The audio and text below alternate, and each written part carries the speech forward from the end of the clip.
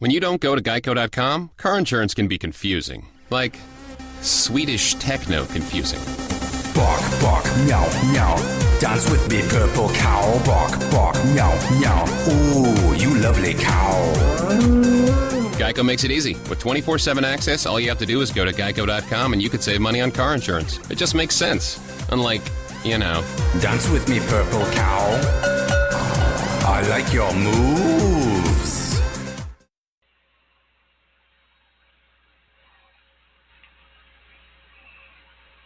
We have exciting news. You can now afford to have your own freeze dryer. That's right, for the first time ever, it's possible to have a freeze dryer in your home. It was invented right here in America by Harvest Right. With this new appliance, you can freeze dry your own food and it will last 25 years. Imagine freeze drying fruit, vegetables, meat, and your own homemade meals. It's as easy to use as a microwave. Learn more about this amazing home freeze dryer at harvestright.com. Again, that's harvestright.com.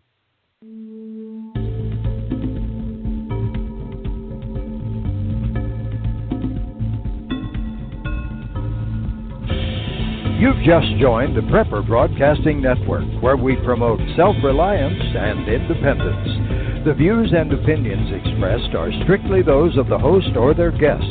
Visit us in the interactive chat room at prepperbroadcasting.com.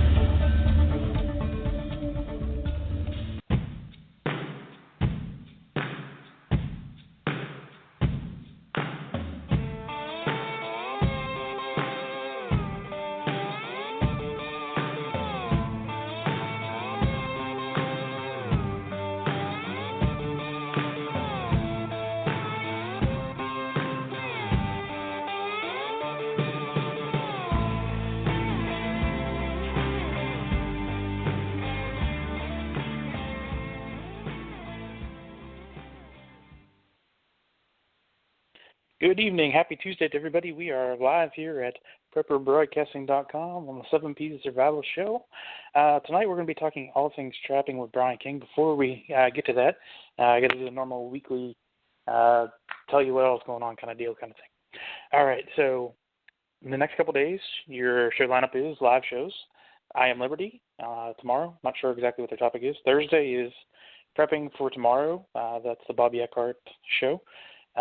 He's doing The Course of an Empire. Are we on the brink of a societal collapse, and why? For anybody that is a history buff, I have a history major. Study the rise and fall of empires, and historically they've all gone on a very, very similar curve.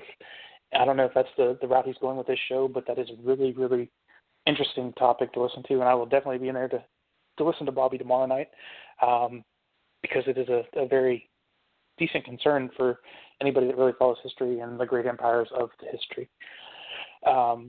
Then Friday night's Prepping Academy, and the coming Monday, Highlander Beyond, and he's going to be talking the must-have prepper gadgets for Christmas. I will be off the air the following 2 Tuesdays. However, my good friend Karen will be here. She used to be a host here for a while, and anytime I'm off the air, generally she fills in for me. So she's going to be taking up the helm for the next 2 weeks while I'm out of town. And her first interview is going to be with Homestead Honey, talking about her new book. And the second interview is right in our wheelhouse, like we normally talk about. Larry Roberts from Alone, he was the runner-up this year, will be on the show and talking about his life post the Alone show and what his life's going to be, and his new involvement with the Pathfinder School. He's now an instructor with the Pathfinder School with Dave Canterbury, and kind of how he's taken life in a new route. So I encourage you all to come listen to Karen and the other live hosts every single night here, 9 p.m., Monday through Friday, and then on the weekends as well. Lineup is on the website, prepperbroadcasting.com. Just click on live shows. Of course, there's other shows that are scheduled all the time on there that aren't live, but you can come into chat, talk with the host anytime that we're having a live show. So if you're not listening to us anywhere else, come on over to prepperbroadcasting.com, get on the live show, and we can talk to you there. If you are having any kind of technical difficulties and having connection issues, you can always call in and listen to the show at 347-202-0228. Once again, it's 347-202-0228. When you call that number, you'll hear the show in your ear. If you happen to have any questions you'd like to ask, just press 1, and you can ask it live on the air with us. We encourage you to do that. We love to hear from people that have any kind of questions. All right, so nothing further to report. Let's get into tonight and what is trapping. Brian King, he's a trapper. He runs a small business that has a virtual profile out of Texas. And Brian, if you would, go ahead and introduce us a little bit. Tell us a little bit about yourself, what you trap for, a little bit about your business, and we'll go from there. Also, if you have the show on, could you mute it, because I'm getting a little bit of feedback. Okay, yes. How you doing? My name is Brian King. I'm down here based out in Texas, and what I do is I trap for mostly small game right now until next year. And basically what I did was I woke up one day and I decided that this is what I needed to do. This is the type of life I needed to live. It's kind of hard living that life down here in Texas, but the deal is you find a will, there's a way. I trap for a lot of small game like rabbit, fox, coon, that type of stuff right now. Next year I'll be hunting a lot of, trapping a lot of big game, and I'll be putting a lot more products out. I have a small business called Trapper's Traditional Mountain Man Products, Norse and Native products. It's a little small shop I started, and what I did was I started brain tanning hides and everything, and I started learning how to do that. And I just started doing it, and then I started crafting products. I'm getting beeping over here. Something's going on. Hey, we can still hear you. Okay. You were just cutting out a little bit. Okay. And I started crafting my products, and I started a small business, and it doesn't take much. And I started to. I know I wanted to be closer to nature and into the woods and earth, and it's a good thing because you get to learn where your stuff comes from that you take into your body, where it goes back into, and everything in between. It's a real good deal about the lifestyle. I'll be moving to Alaska within 2 years and be taking upon the full lifestyle in remote interior Alaska in the southwest region on the Arctic Circle practically. So it's going to be a good deal. So yeah, it's a very big thing for me. It's my life. This is what I shoot for, and if I can pass it on and help others to learn it as well, that's what I want to do too. Have you already purchased your land that you're planning to move to up there? No, I'm looking into it, and me and my wife, we started a fund, and I thought about purchasing some land, but I held off because I want to see what else is going to become available, and I'm searching for a specific region in Alaska, southwest or remote interior off the Yukon. So I need to find a lot of acres if I'm going to have 2 successful trap lines, because that's what I want to try to run each trapping season. Okay. My sister actually lived there for quite a while. She was down in Anchorage, so beautiful, beautiful country. Anybody can ever visit there, go do it. It's well worth your time. Spend as much time as you can in that great state. Just amazing, amazing country. Even in the cities, you have great outdoor views. It's really a great place to live if you want to spend all of your time in the outdoors. I highly recommend to anybody. And it's really not as cold as everybody says it is. It's not that bad. So no, it's a lot of good dry air.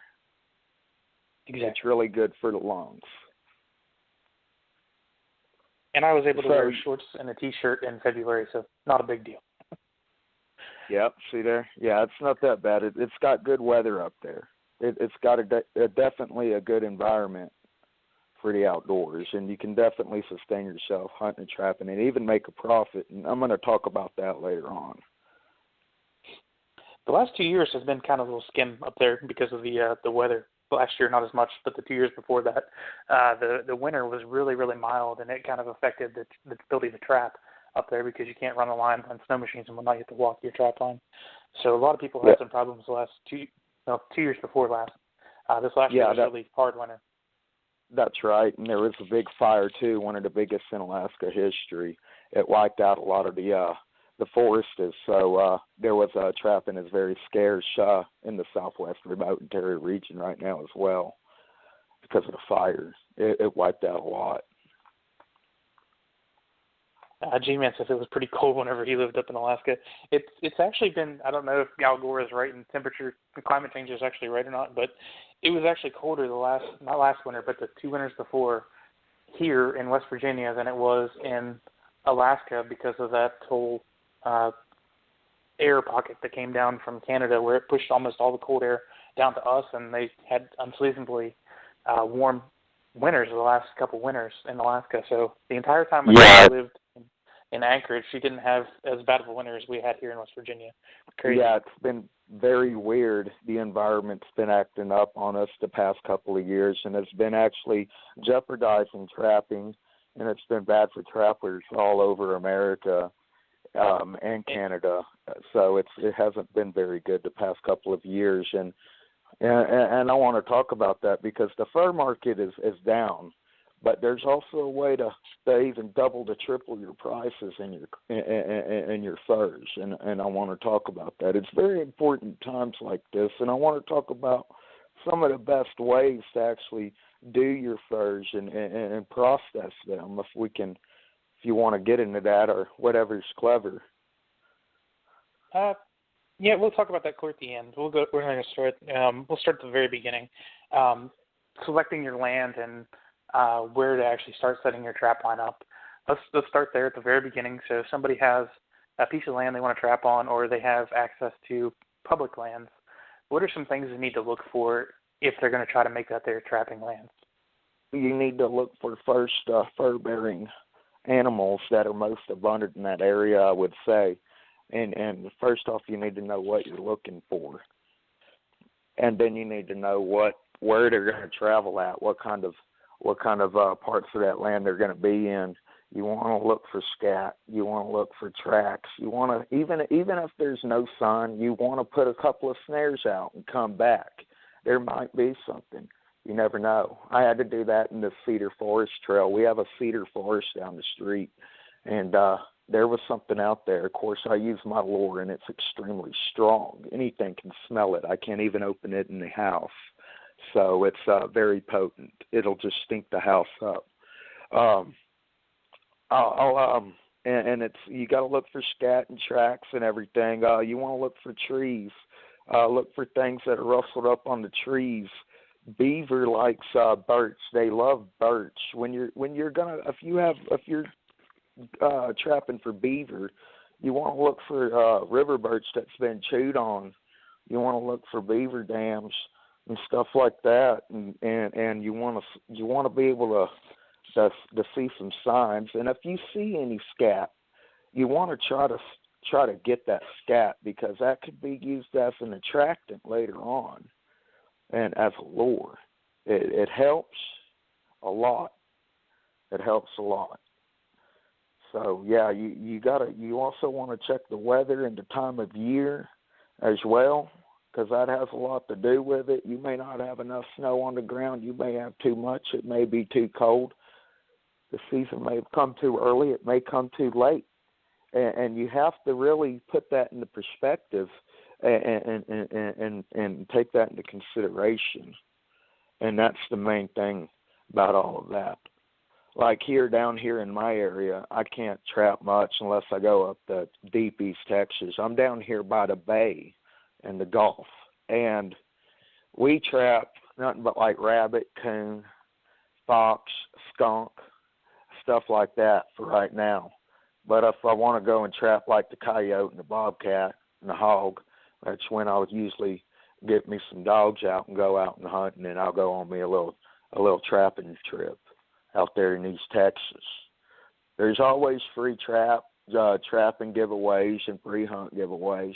It lets you trap on the land and stuff, so you also need to be sure to look out for that. There's a lot of game here in Texas. You just got to know what you're looking for and how to. It's a very peculiar state. It's not easy to trap on. It's a very different landscape it changes instantly by the region. And I grew up in East Texas in the piney wood forest in the woods, so I've always been a backwoods guy and a kid, and it's always been in my blood and a good deal. Some of the things that I go ahead. Go ahead. Yeah, I was checking to make sure I was still on. Yep, you're still good. Some of the things that the people that taught me the basics of trapping were, number one, always set on sign. Number two, your first year, instead of actually setting a lot of major traps, use snares and things of that sort, some things that are easy to set, just to kind of get a guide for how things are going, and walk around the entire area you want to trap to look through that continued sign throughout the actual time period that you are going to be trapping. That gives you kind of a feel for, during the season, where the animals are moving. You can still do your regular sets and test them to see what works in your area, but don't invest a ton of time in sets as opposed to getting to know your area that first year. That'll really improve your results the next couple years. Don't ever set blind, always set on sign. And number two, take the time and invest and learn your entire area. Walk it different times of the day. Walk it the entire area. Don't just kind of assume that you're going to set it right on the trails. Use trail cameras if you can. And if you're trapping smaller game, set them down lower so you're not just getting the deer and the bear or whatever else you have in the area, hogs, etc.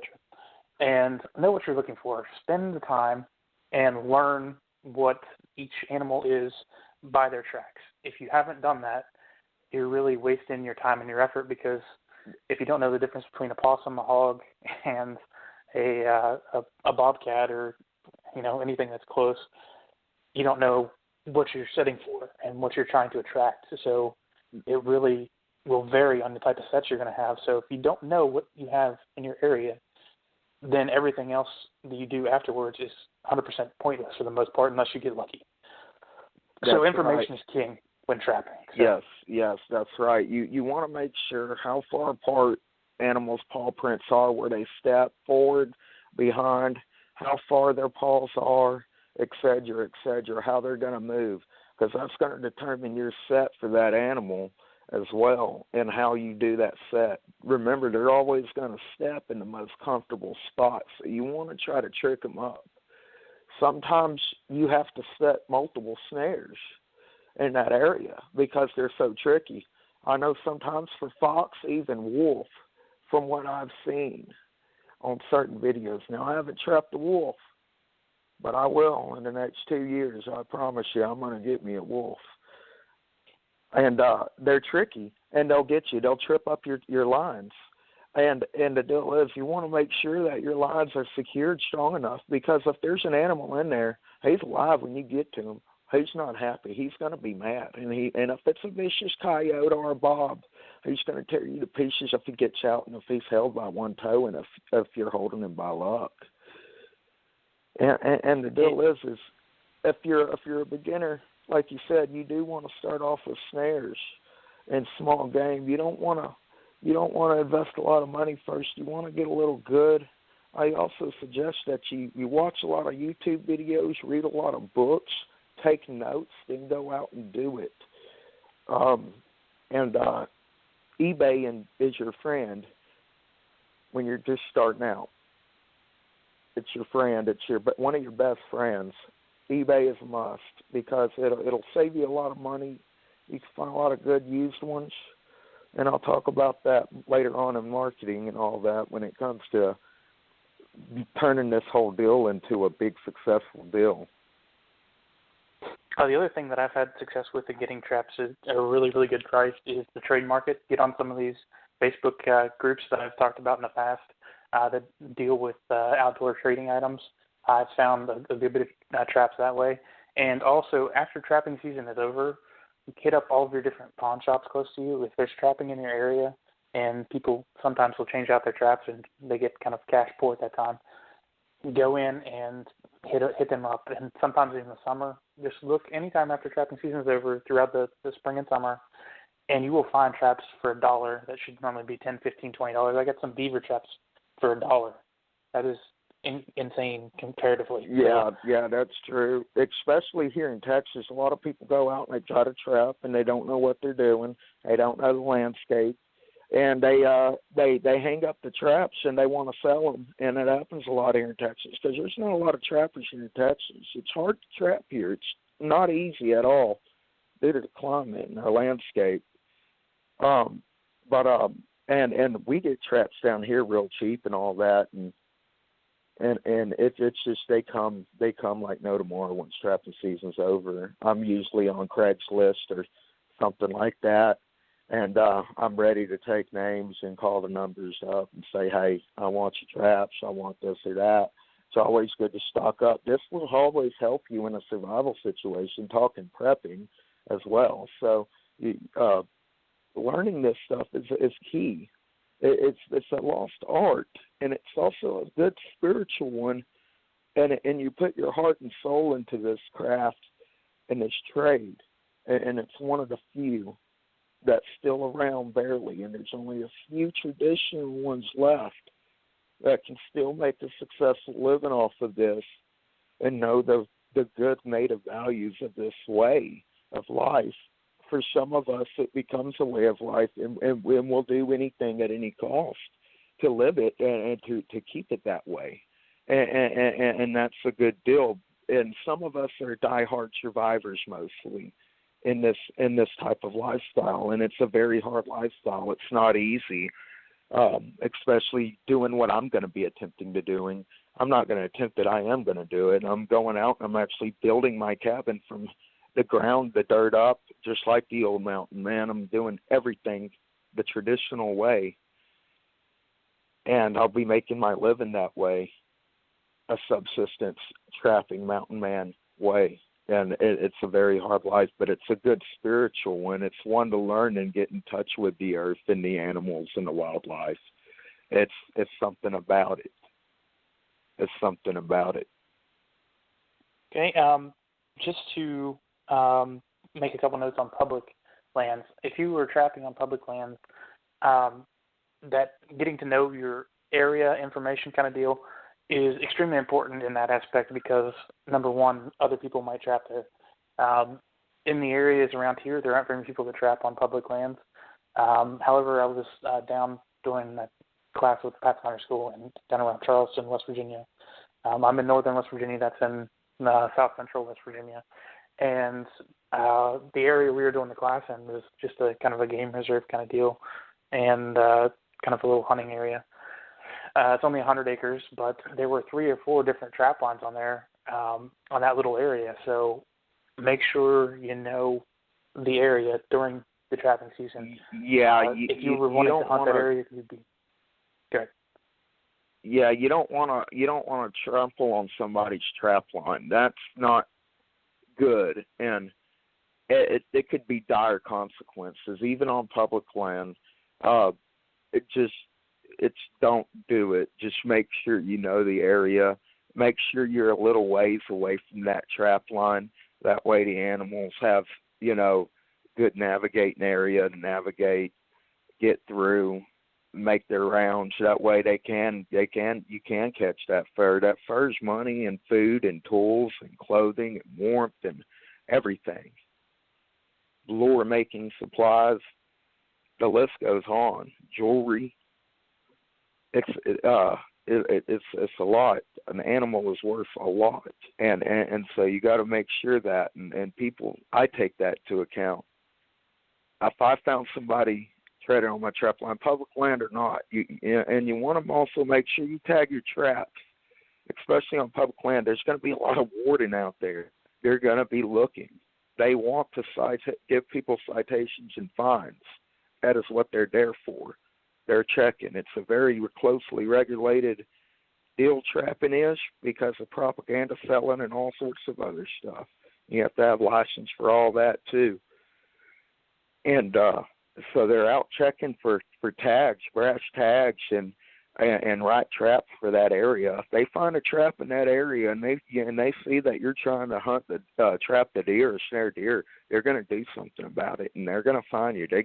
They know what you're trying to do. It takes a hunter and trapper to know one. So remember that. They know exactly what you're up to because they know that's what they do.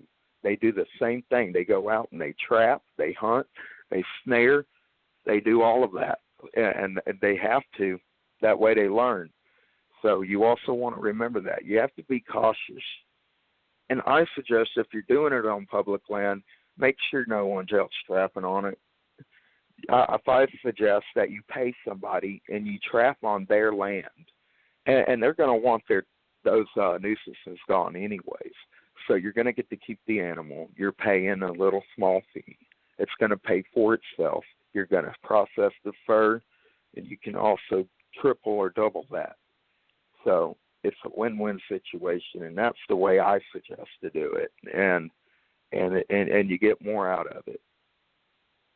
Or you just get your own land and your own trap line. Me, I'm looking for no less than 20 acres up there in Alaska. No less for, and land. And the deal is when you're moving to trapper country and frontier country, it's not the expense, it's the know-how, how to live comfortably in that environment in those harsh conditions. Because it's untamed land. You just got to know how. And it's not the expenses. Everything's there. It's going to be provided, and you're going to be able to live off of it and make profit and live off of it. And so that's the deal about the mountain man, Bill. You just got to know how. You got to know how to live the trapper life. Right. The thing we've been talking about with the knowing the signs and a couple of basic sets, I shared several images and guides on the 7P's blog Facebook page. So if you haven't been there, go take a look at the 7P's Facebook page, and it's also my private Facebook page. You can see, I think I shared like 20 or 30 different pictures that show the different strides of animals, their actual prints, some primitive traps and setups and whatnot that you can mess around with and take a look at, practice with. Maybe even this year, a lot of people that, if you're listening to this and you want to get into trapping, take those guides and get your SAS guide out, whatever you might think, and go out to the land where you want to trap and kind of test these things out. Make sure you have your license if it's private land or non-private land. Be compliant legally and try these things out. We're going to go ahead and take our first break, and we will be back here shortly and talk a little bit more about trapping and setting sets and whatnot throughout the show. Prepper's Asylum is the premier preparedness outfitter. They carry in stock and ship direct the products you're looking for. MREs, freeze-dried food, Kelly kettles, water filtrates, first aid and trauma kits, stoves, personal protection, self-defense supplies, and more. Prepper's Asylum are people just like you and I. Find what you're looking for and use promo code PBN at checkout to receive 10% off. That's promo code PBN for 10% off at preppersasylum.com. TheWonderMill.com, the best grain mills on the market, with the ability to mill several items that many grain mills will not. There are 2 grain mills to choose from. The Wonder Mill Electric. It's fast and gives you a vast variety of items it can grind. The Wonder Junior Hand Grain Mill can grind a wide variety of things that even some of the most expensive hand grain mills cannot, including oily grains, nuts, and seeds. Learn more about the most resourceful tool that you may ever own. See all the exciting things that Wonder Mill can do for you and what you eat at thewondermill.com. Old Dr. Bones here, and I want to know that you're prepared to deal with injuries and illness in any disaster scenario. What would you do if modern medicine was no longer available? The second edition of the Survival Medicine Handbook is over 550 pages of how-to advice for the non-medical professional. Don't forget, Nurse Amy and I have a whole line of medical kits, suture stapling materials, instructional DVDs, and other items that'll help you keep it together even if things fall apart. Check us out at doomandbloom.net. Will the government protect your family from Iran and North Korea's newest weapon, EMP? We buy guns to protect ourselves, home, health, and car insurance for accidents. Maybe you also have food storage. But how would you keep your refrigerator running in a long-term EMP blackout? Using tested military designs, the Solark EMP hardened solar generator protects and powers your critical appliances for years without burying items underground or wrapping them in aluminum foil. Unlike other preps, Solark is used every day to help offset your electric bill automatically. Visit PortableSolarLLC.com to learn how easily expandable the system is. Solark is the most affordable and powerful solution on the market. The whole system even fits in the back of a pickup or SUV and can install in less than an hour. See for yourself why Solark beats other off-grid systems at PortableSolarLLC.com. Don't wait for the government. Go to PortableSolarLLC.com to learn why Solark is energy insurance for your family. All right, we are back on the 7-Piece Survival Radio Show. I am Josh, your host, and as always, we're on every Tuesday night, 9 p.m. Eastern, on PepperBroadcasting.com. If you're listening to us anywhere else, make sure you come back over to PepperBroadcasting.com. We are in chat. They're ready to talk if you'd like to. You can also call in at 347-202-0228. Once again, it's 347-202-0228. If you have a question, just press 1. Otherwise, you will hear the show in your ear if you prefer to listen to that medium. All right, we're talking with Brian King. We're talking trapping. We kind of talked some basic theory and whatnot in the very beginning. Let's kind of talk a little bit about the trapper's kit. What are some things that you would recommend, traps you'd recommend, that are pretty good to have if you want to start out in trapping? I would say some of your smaller traps and snares. Rabbit snares are real good. You're just now starting out. They sell them about a dozen, about a half dozen as well. And you want to start off with some small little, I would say some small coil springs. Little 1.5s are good. That's good enough. And you want to just practice setting them and learning different sets, different ways to set that trap and get the feel of it, know how. You want to learn how to match the scent. There's a whole 9 yards. You also want to get a little multi-purpose shovel. You want to get that. You want to go ahead and get some chains and some stakes, some lure, because you're just now starting out. You're going to want to buy some lure, know which lure for which animal. Anything. Just in all honesty, I've seen fish jerky catch pine marten. Okay, so whatever you got. Sometimes you're just that desperate. Dog food is a good coon lure, so you can experiment with dog priests too, which are good coon and coyote traps, but you'll mainly want to go for a coon, which is good for dog food. They love dog food for some reason. So and hot that's dogs the deal. work really well too. Hot dogs too, Viennas. And the rotten ones. Yeah, and you want to get a pan, and it's a sifter. It's a sifted pan, and it has holes all through it. And basically, that's all it is, a little baking sheet with holes drilled. You can make one yourself, and you want some gloves. I see a lot of videos online, and because I watch this stuff regular basis as well, and they're not wearing gloves. There is scent on your hands. You want to also dye your traps. You want to wax them. You can use fast dye as well, or you can just spray paint them. Don't do your conibears. They're fast enough. Just need to dye them. That's about it. That's all you need to do. But you don't need to wax them. They're already fast enough. And if you're setting them, even with jaw openers, it could come back to haunt you because they're too fast after that, and it can mess up your trapping too. So you also got to remember that. And I usually go with Duke. If you're just starting off trapping, go with a Duke because they're cheap. You can buy them by the cases. They also got kits online that you can buy, starter kits, and fur handling kits too that are like 6-piece deluxe fur handling kits. I suggest starter kits as well. Those are real good. You can buy predator starter kits, beaver, some for bobcat and all that, and coyote and coon and mink and all that, and they've got certain categories that these certain starter kits come under. So, and that's what I suggest. Just buy you. It's about 100 and anywhere from 100 to 150, 175. These trapping kits. So they're pretty cheap, but they're worth it. And then go out and buy you a lot of traps, a lot of cheap small traps. That's what I suggest because that's the cheapest way to go. I'm really glad you brought that up. The Duke ones especially, those are pretty cheap, and they're really good traps actually.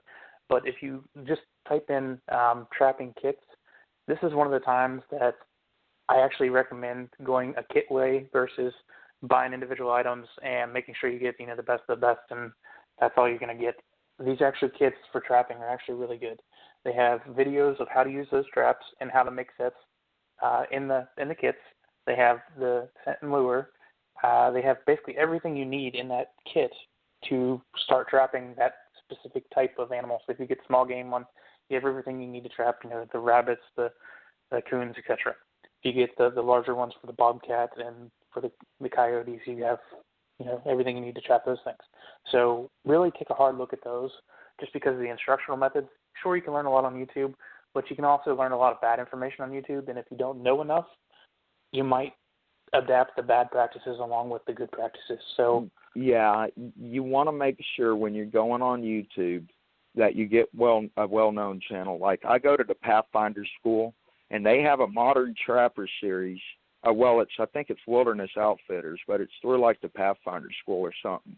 And they got this whole series. It's like 70 to 100 videos long, and it's a series, and it covers everything. It's Trappers College is what it is. And it's a video. On each video, it's Trappers College. It tells you exact detail on everything. And that's one of the free classes that that you can go on YouTube online and you can check out, and it's one of the best. And books is a must, and taking notes and key cliff notes and all of that. You got to make sure you do that, and then you can go out and you can talk to some people and see how they do their stuff, and then you go out and you do it and you put it in the hands-on practice because that's the only way you're going to learn. And each region's different, so you got to make sure it could change just like that. Just the weather, so you got to make sure you're prepared to approach that region and that climate and know what you're doing. So very Another place important. you can go is Trapping Time TV. My buddy Robbie Gilbert over in Pennsylvania, he runs that TV show. He also has a YouTube channel. He does a really good job with his videos and his production. Great stuff. Trapping Time TV is on Facebook, and he's also on YouTube. And his name's Robbie Gilbert. He's a really good resource. Unfortunately, for class-wise, the Pathfinder School just had that Trapping College or Modern Trappers course that they offer once a year at the Pathfinder School. So if you wanted to get into trapping, this past week was the time that they offered that class. So think about that next year. The beginning of November is when they do their course. There are a ton of online courses where you can also go to gain that knowledge. Trappered.com, TRAPPERED.com is one of the best places. Just look up online free trapping courses, and some of the states that require you to have an educational class, like Hunter's Education classes, Trapper's Education class, offer them online for free. And you can take those classes to kind of learn about the whole process, and it tells you how to make sets and how to avoid putting out scent and how to ethically kill game that are stuck in traps, etc. And they're very, very good resources. Highly recommend them. But one of them is Trapper.com. Yeah, and Trapper Talk, there's a Trapper Talk forum online too, and a lot of trappers get on there from around America and even the world, I believe, and they talk about a lot of stuff in the market and what's good right now and what's not, and how the weather is, and you can learn a lot from them because there's a lot of seasoned trappers, just like you said, on the Facebook groups, and you can learn a lot from them just bugging in really and just listening. You don't have to comment, but if you got a question, ask, because closed mouth don't get fed, and that's just the way it goes. And if you're also new, I suggest that too. And you just want to take in as much as you can and learn as much and read as many books and videos and listen to others when it comes to this trade, because you just start off from scratch, and it's passed down from generations. Even before we had traps, steel traps, we had like snares, and then we had baskets, and they'd weave traps and everything else and put sticks together and make netting to catch birds. And there's even bird traps, which I'm going to be utilizing bird traps up there in Alaska, because come geese and grouse season, I'm going to need that meat in my freezer. So bird traps are a must. They're good. They're good, and they'll help you bring in some good money if you ain't going to get out there across them sloughs and hunt that geese. So that's There's also a couple something. primitive bird traps that I shared on that Facebook page that I talked about earlier. If you want to start into that, they're really easy to make. If you remember Mike from Alone, who was on the show here a couple months ago, he built a Apadaco, whatever the Indian name is, bird trap. Basically, it's a spring snare that traps a bird live so that it's not dead and you can have a little bit longer to actually go kill it. And basically, it gives you meat that you can go to whenever you want that won't spoil. Great trap to learn. Yeah, you want to utilize scat, because when you find scat, and I'm going to scat, and you got oils, or you got these meat lures, you want to utilize all of that. Furs, different sheds of fur and hides, that's also good. Even something as simple as the top of a mason jar cap, popping a hole in it, connecting some fish wire to it, and letting that shine. Curiosity kills that animal sometimes. Remember that? If you would, let's go ahead and talk a little bit about lure while we're on that topic. Can you tell us a little bit about how you make lure, and what are some of the best things you put in it for different animals? Lure. How I make the lure, I usually go online and I buy some of the only thing I buy online is I would buy online is seal oil and castor powder. Sometimes castors can get very expensive by the gram. If you're not a beaver trapper, that is the bread and butter in each animal. The brain and the gland, and the scent gland, that right there is very important for every trapper, those two things. And I'll tell you why. That scent gland can be made to use your own lure. You can determine the potency, what that lure is going to go for, and everything else. And I use beaver castor powder, seal oil, some beef blood, beef liver, onion, and raw garlic. And I let it ferment, and I use flour and cereal, wheat cereal, and I'll let it ferment for 6 months to a year, and I burp it, and I let it ferment, and then I let it age, and it becomes trapper's nice and stinky trapping lure. And that stuff right there is some very strong and potent lure. Oh, and I use fish oil and mackerel fish in it as well. So it's very strong. One of the things that you can use to make lure, especially for small game, is carrots.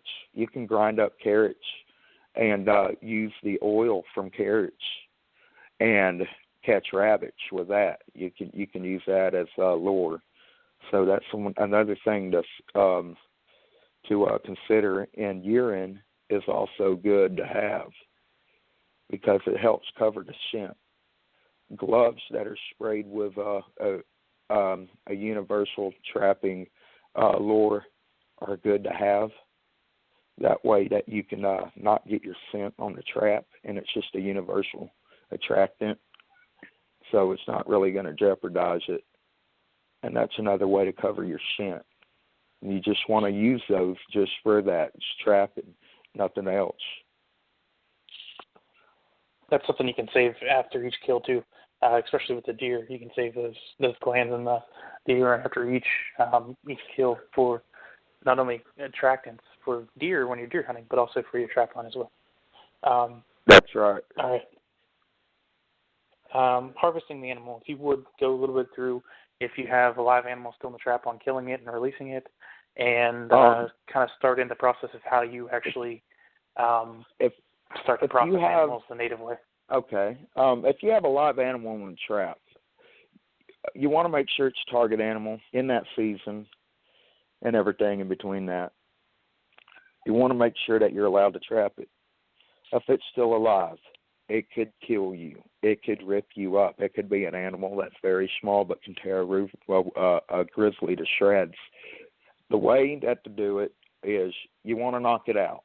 You want to get a stick. You want to chop a good branch that's straight and long. You don't want to be close to this animal.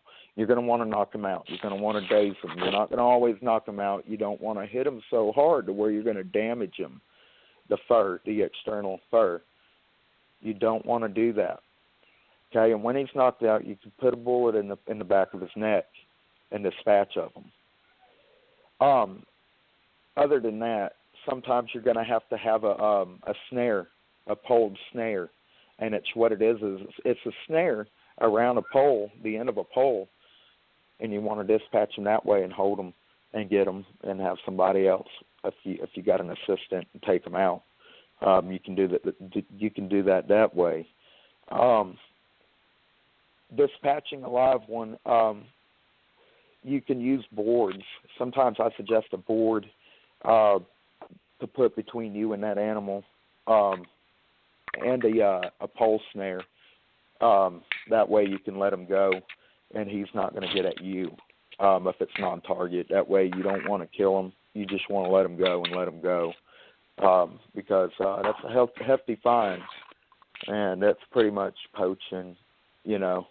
But if you find one that's already dead, there's really nothing that you can do about it. It's dead. If you find one that's non-target, it's dead. There's nothing you can do about it. You know, I don't know. I would call the game warden. They'll come out and inspect it and do the whole deal, and take it away, because you're not allowed to have it. They crack down on that a lot, especially here in Texas. They crack down on anything from trapping gator to any animal that there is. Squirrel, because squirrel's considered exotic game down here, even though we have a lot. Something that Dave does for live release that he teaches is a kiddie pool, not the inflatable ones, but a regular plastic one. You can get them at Walmart, if they still have them now, at the end of the summer, basically, for a very, very cheap rate. And basically you put that over top of the animal to the point where only the trap is showing, and release the trap that way. Animal's stuck underneath the pool, and basically you lift up the side away from you and keep your handgun in your hand in case you need to dispatch them anyway, and release it that way. It seems to work pretty well and is really cheap. They're like less than $5 to have that. So. Yeah, and if you're trapping a vicious animal and he's still alive, like a big one, and I'm talking about anywhere from Wolverine to Bobcat to wolf, they're going to be vicious. Hog especially, they're full of testosterone. Take them out as fast as possible. You want a clean, good headshot. You just want to take them out. Because if they get out of that trap, they're taking you out. So you want to remember that. It's very dangerous when you're dealing with live predators or a lynx or something. It's very dangerous. A badger, those little things are vicious, but they tear you to pieces just like a wolverine will. So you got to remember that. Badgers are very underestimated creatures, and that's one of the deals.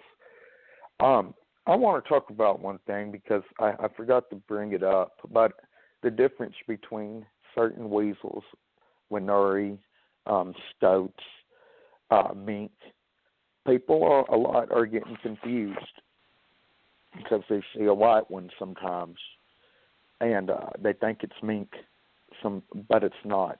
It's a stoat. It's a long-tailed weasel, and I want to. Well, it's a short-tailed black-tip weasel, usually, And I wanted to point that out. It's usually a stoat, and there's a lot of, it's real easy sometimes to get confused on certain animals, on their coats, based on the environment and the season and everything in between that and their phases. I freaked out sometimes because of my cats. So one time, because I didn't know a dang thing about my cats, and it freaked me out. So they started losing their color very fast one time. One of them did, but he turned out to actually be dying. But sometimes they will go through a phase. Coats will. So yeah, you just want to. It's very important that you know the difference. It's easy. If you would go through the process of the brain tanning, just real fast. We don't have a whole lot of time left. If you go through that, and then we'll go through some of your projects.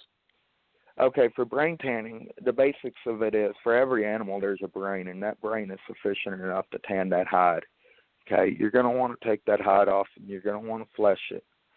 Okay, you're going to want to get as much as you can off without digging into the membrane of the hair where the hair goes, because you don't want to lose no hair. And after you do that, you want to get that brain, and you're going to want to mush it up into a pot and heat it up to a simmer with some water. Okay, after that you want to take a brush or whatever, and you can work it into that hide real good. And while it's laced up on that stretcher, whatever you got it on, a wire stretcher or lace stretcher rack, you want to work it in real good. Sometimes with a paddle works. It all depends on what you use. And you want to work it in because that's going to preserve it, and that's going to turn it into this. It's going to help turn it into this good product. It's going to have good texture the more you work it, but you don't want to work it too much, and sometimes you got to watch for spots that are thin, because you just might get a thin spot when you're fleshing. Sometimes it may not be good part of the skin as well. You got to consider that. I take mine after that over a clothesline, and then I run it over a clothesline back and forth. And what that's going to do is it's going to flex it out. It's going to get it very flimsy, very soft. What I'm doing is I'm getting it ready for the smoking process after this. Okay? All right, after that, I take it and I usually lace it up into a sleeve onto another piece of leather, onto like a little bitty smoker. Usually you're going to have like a little bitty small structure or a teepee, and it's a smokehouse is basically what it is. You're going to have a vent at top, and you don't want the fire too much to where it's going to vent out too much and get too much oxygen and burn up your hide. Depending on which wood you use, depends on the tone and the color that you're going to get on the back side of that hide. So you also want to make sure that too. So you don't want to burn it up. You don't want to do it for too long. So you want to make sure that too, and that you have the right type of wood. Traditional is a birch or a good cottonwood dried out. That's traditional. So yeah, and once that's done, you can take it off. You can set it out, let it get some air. Then you want to take and you can want to condition it, and you want to put some oils into it, and let that go, and you want to sit there and then condition your fur and get anything out that you want to get out, and make sure your fur is all nice. And that's pretty much a final product of a good basic tanned hide. It's free. You're using the animal itself. It takes a while, but it's brain tanned. It's worth it. Some people use eggs too. Some people use salt with it. I don't. So yeah, there's a leather tanning that you can get. You can get brain matter powder. They got dried up brain that you can get as well online, that you can just buy and mix with water if you want to try it out, or if you want some on standby. So there's just there's a number of ways to tan, but brain tanning is the most traditional and native way and oldest way since the natives came over on the icebergs thousands of years ago. That's what they've used. I don't know how they figured it out, but it's genius. The animal provides it. It provides everything. So it's pretty cool. it's awesome to know where it all comes from, where it goes back into. So, and that's a good deal. And that's just the basis of tanning and of a hide. So, and depending, you want to make sure that your knife's not too sharp when you're skinning as well, because you can cut that hide. Some hides are thinner than others, and you can just mess it up. So you want to watch out. That's where what's the name of the rock that you can use for skinning knife? Those are really great for that.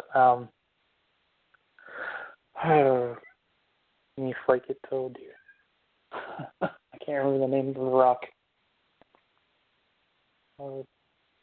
Flint knives are really good for skinning. That's what a lot of the old timers used to use for that process, just because of it's perfect for that.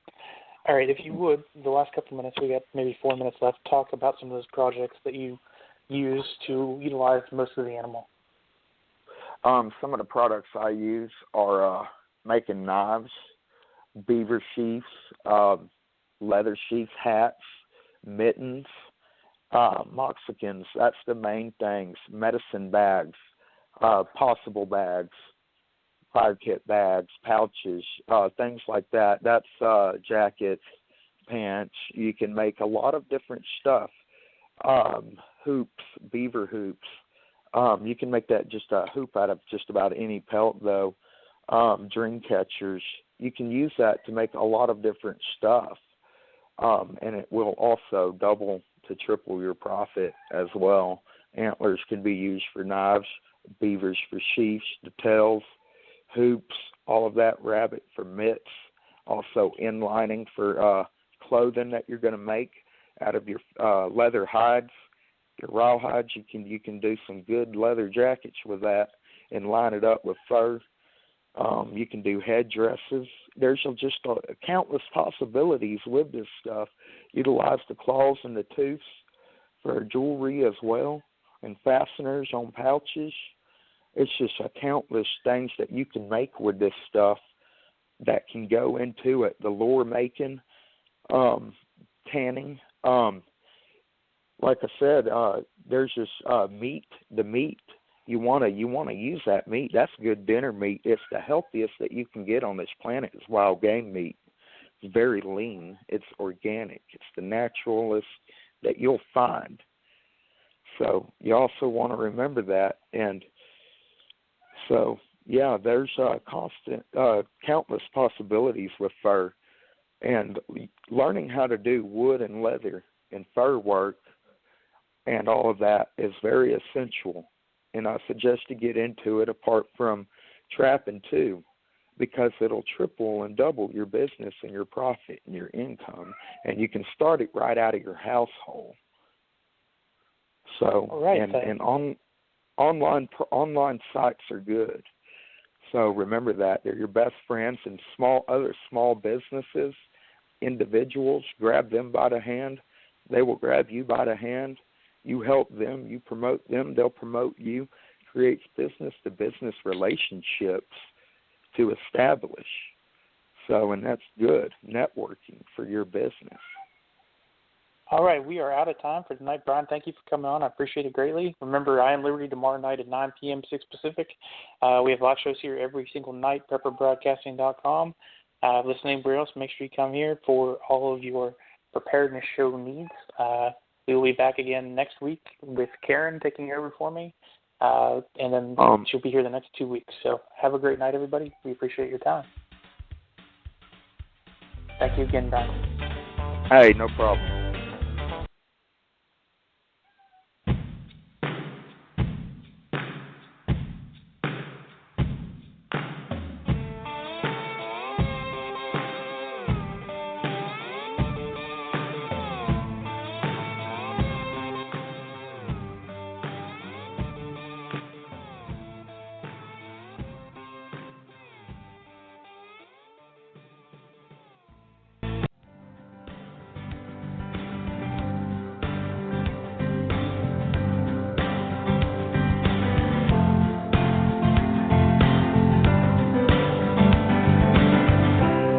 Today's broadcast has come to you through the courtesy of the Prepper Broadcasting Network. See our hosts, show schedules, archived programs, and more at prepperbroadcasting.com. Thanks for listening.